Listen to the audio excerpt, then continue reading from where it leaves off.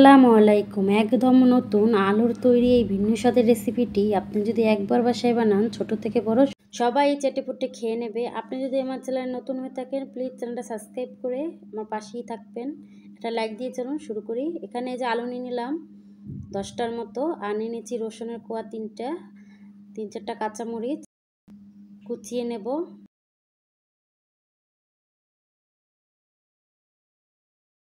চুলায় আলুগুলো একটা পাত্রে দিয়ে দিলাম, আর দিয়ে দিচ্ছি স্বাদ অনুযায়ী লবণ। প্যানে দিয়ে দিলাম 1/2 কাপ তেল, কুচানো রসুন ব্রাউন কালার করে ভেজে নেব।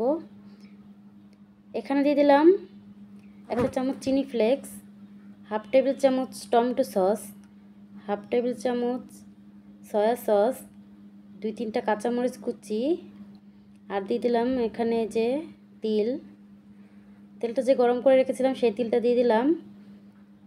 দিয়ে এখানে যে আলু সেদ্ধ করে রেখেছিলাম আমরা আগে, সেটা দিয়ে দিলাম এখানে। এখন ভালো করে মিক্স করে নিচ্ছি। আলুর তৈরি এই ভিন্ন স্বাদের রেসিপিটা আশা করছি সবার কাছে ভালো লাগবে। ভালো লাগলে একটা প্লিজ লাইক দিয়ে দিবেন। এতক্ষণ যারা সঙ্গে ছিলেন সবাইকে আবারও ধন্যবাদ। আজকের মতো তাহলে এখানেই বিদায়। আল্লাহ হাফেজ।